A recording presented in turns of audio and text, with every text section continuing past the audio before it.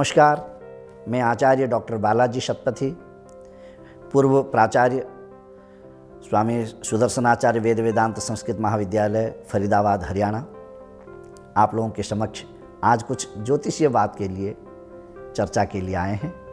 स्वागत है आपका वेदांत टीवी में। ज्योतिष एक ब्रह्म ज्ञान है और ये अगाध समुद्र है। इसमें से साधना के बल पर जो प्राणी जितना प्राप्त किया उतना ही वो आगे समाज को देता है। ज्योतिष वेद का एक अंग है। वेद में 6 अंग होते हैं: शिक्षा, कल्प, निरुक्त, व्याकरण, छंद, ज्योतिष। तो 6 अंग में से वेद का एक अंग है और वह अंग है ज्योतिष। ज्योतिषाम नयनम चक्षुः। ये जो ज्योतिष है, वेद का क्या चीज़ को वो सिद्ध करता है, यह देखना चाहिए। ज्योतिषाम नयनम चक्षुः, हम लोग चक्षु अर्थात आँखों के द्वारा देखते हैं। उस प्रकार व्यक्ति ज्योतिषीय गणना साधना के द्वारा सामने आगे के भविष्य को, भूत बीता हुआ को भी जान सकता है। यह है ज्योतिषीय विद्या। यह कोई कला के माध्यम से नहीं कि जैसे तैसे सीख लिए और उसको आगे प्रस्तुत कर ले। इसके लिए व्यक्ति को बड़े साधना के रूप में अपने आप को प्रस्तुत करना पड़ता है। ऐसी परिस्थिति में व्यक्ति इसको ज्ञान के माध्यम से आगे आगे आचार्यों के समीप जाकर और अपना प्रारब्ध को आगे लेके बात को बढ़ा सकता है। तो ऐसी स्थिति में हम लोग ज्योतिष का परिकल्पना कैसे करते हैं? आज के समसामयिक समय में भी इसका बहुत महत्वपूर्ण है।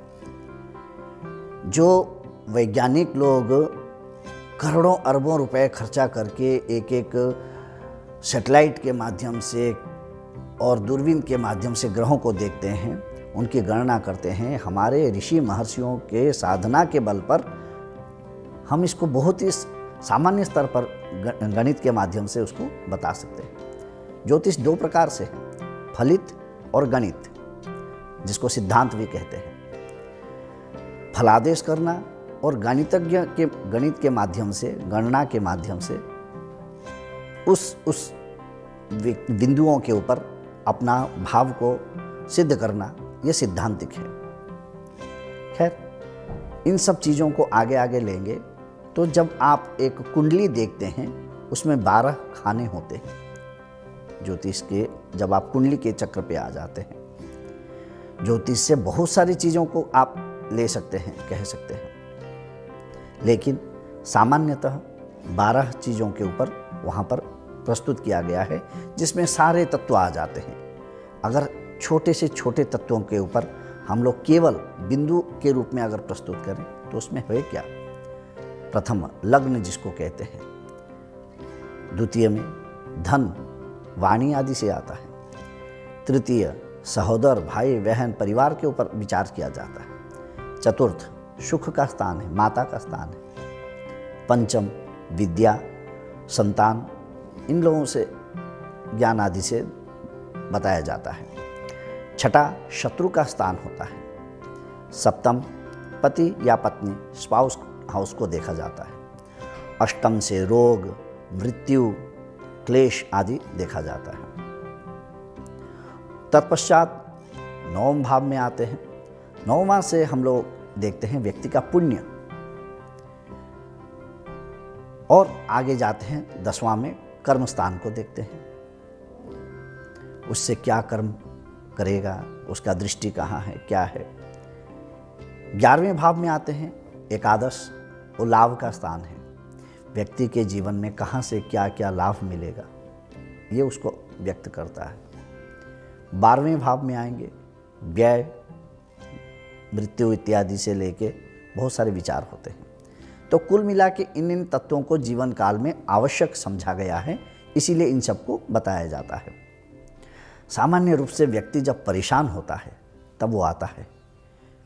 बेमतलब का कोई भी अस्पताल जाना पसंद नहीं करता, परंतु वो जा रहा है कष्ट पा रहा है, दुख पा रहा है, तो उसको फिर पता चलता है कि नहीं, मुझे तो कुछ हुआ है, कुछ हो रहा है मेरे जीवन में, इसीलिए मुझे कुंडली से थोड़ा जानकारी ले लेना चाहिए। प्रत्येक प्राणी को जन्म होते ही तुरंत अपना कुंडली तय करके रखना चाहिए। यह एक दर्पण है। बहुत सारे आचार्य परंपरा है, ऋषि परंपरा है, हमारा भारत तो इसका केंद्र ही है। आप इन लोगों से, आजकल पाश्चात्य चारों ओर इसका फैला हुआ है, आप किसी भी अच्छे ज्योतिषी से अपना भविष्य जानिए, वर्तमान जानिए। आखिर क्यों आप परेशान हैं इस समय, आपको किस चीज़ की कमी हो रही है। व्यक्ति मूलतः 3 रूप से परेशान है, शारीरिक रूप से, मानसिक रूप से या आर्थिक रूप से। इसी में ही मिला जुला के सब चीज़ें आ जाता है और प्रत्येक प्राणी इसी से पीड़ित है। शारीरिक कष्ट से हो, मानसिक कष्ट से हो या पारिवारिक कष्ट से हो, ये होता है कष्ट का। तो किस आधार पर ये सब हुआ है, इसके लिए जानकारी लेने के लिए 9 ग्रहों का व्यवस्था है। 9 ग्रह, सूर्य, चंद्रमा, मंगल, बुध, बृहस्पति, शुक्र, शनि, राहु और केतु, इन 9 ग्रहों से सारा व्यवस्था जानकारी लिया जा सकता है। किस जगह पर कुंडली में कौन सा ग्रह अवस्थित है, इसके आगे और चलेंगे तो 27 नक्षत्र भी इसके साथ जुड़ते हैं। कौन कौन से नक्षत्र किन किन भाग में, किन किन भाव में और किन राशियों के साथ बैठे हुए हैं। और राशि हो गए 12, मेष, वृष, मिथुन, कर्कट, सिंह, कन्या, तुला, वृश्चिक, धनु, मकर, कुंभ, मीन। इन 12 राशियों का, 9 ग्रहों का, 27 नक्षत्र का पूरा खेल है ये ज्योतिष। लेकिन यह हमेशा एक स्थान पे नहीं रहता, ये भी भाग भाग होकर के आते हैं, समय के अनुसार बनते हैं। महादशाओं का एक काल होता है, काल अर्थात समय होता है, प्रत्येक होता है। लोग शनि से डर जाते हैं, राहु से डर जाते हैं। ना जी, डरने की कोई बात नहीं होती है। उसमें व्यक्ति को उसके भाव को जानना है और उसका निराकरण कर लेना चाहिए। व्यक्ति जीवन में अपने प्रारब्ध के हिसाब से सब कुछ मिलता है उसे। पूर्व जन्मनि या विद्या, पूर्व जन्मनि यद्धनम, पूर्व जन्मनि या नारी, अग्रे अग्रे प्रधावती। अर्थात आप पूर्व जन्म में और जो किए हुए कर्म के अनुसार आपकी पढ़ाई कितना होना चाहिए, आपकी धन संपत्ति कितना होना चाहिए, आपको कौन स्त्री या पुरुष के रूप में कौन प्राप्त हो, तो इन सब चीज़ों को आगे आगे ही क्रम के अनुसार मिलता रहता है व्यक्ति के जीवन काल में। इसके साथ साथ विचार, ये सब ज्योतिषीय गणना से ही आप सिद्ध कर सकते हैं। इन सब चीज़ों के लिए आपको एक अच्छा आचार्य से ही ये सब जानते हैं। व्यक्ति जीवन में कभी दुखी नहीं रह सकता अगर ठीक ठीक लगा के वह समय अनुसार उस चीज़ को ले ले। कष्ट कहा गया है, अगर मृत्यु का है तो वो एक झटके से निकल सकता है। मृत्यु के कई भेद हैं।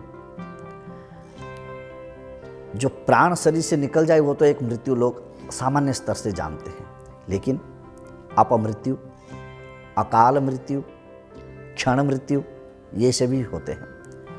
ये सब आप दशाओं से जानकारी ले सकते हैं। जो ग्रह के होते हैं दशाएं होती हैं। जैसे अगर आप सबसे बड़ा अगर समय लेंगे तो वो होता है शुक्र का, जो कि 20 साल का होता है। उससे कम आएंगे शनि का, 19 साल है। उससे कम आएंगे 18 साल राहु का है। तो इन चीज़ों को एक समय सारणी में भी बांधा गया है ग्रहों का। ऐसे ही इनको काल के खंड में भी बांटा गया है। महादशा, अंतरदशा, सूक्ष्म दशा, प्राण दशा, तो दशाओं में भी विभाजन है। व्यक्ति किस कालखंड से किस ग्रहों के आधार पे चल रहा है, उसको वहाँ पर क्या कष्ट मिल रहा है, सुख मिल रहा है, दुख मिल रहा है, हानि मिल रहा है, लाभ मिल रहा है, यश मिल रहा है, अपयश मिल रहा है, इन सब बातों को वहाँ से ज्ञान किया जा सकता है। तो इसके लिए व्यक्ति को उन ग्रहों के, उन नक्षत्रों के, उन राशियों का ज्ञान होना सर्वप्रथम आवश्यक है। व्यक्ति जब पीड़ित होता है, कष्ट में रहता है, तब उसको इन चीज़ों को देखने के लिए वो बाध्य होता है या दिखाने के लिए जानना पड़ता है। ऐसी स्थिति में सबका उपाय भी है। केवल डॉक्टर अगर प्रेस्क्रिप्शन लिख ले कि आपको ये बीमारी हुआ है, इससे काम बात नहीं बनेगा। उनको दवाई भी बताना पड़ेगा, दवाई को खाने के तरीके भी बताने पड़ेंगे, तब वह मरीज स्वस्थ होगा। ऐसे स्थिति में जो कुंडली दिखाता है उसके ऊपर भी आधारित सब व्यवस्थाएं हैं। व्यक्ति को उस कुंडली के जिस ग्रह से वो दूषित या पीड़ित है उसका शांति कराना चाहिए। उस प्रत्येक ग्रह के कुछ द्रव्य भी होते हैं, उन द्रव्यों को, सामग्रियों को दान कर लेना चाहिए। सबसे अच्छा होता है एक तुला दान कहा गया है। तुला अर्थात तराजू। व्यक्ति के जो वजन होता है उस वजन पे 1.25 किलो और लगा के जिस ग्रह से वो पीड़ित है उसको अगर वो समर्पित करता है, उसका आधा भार कट जाता है।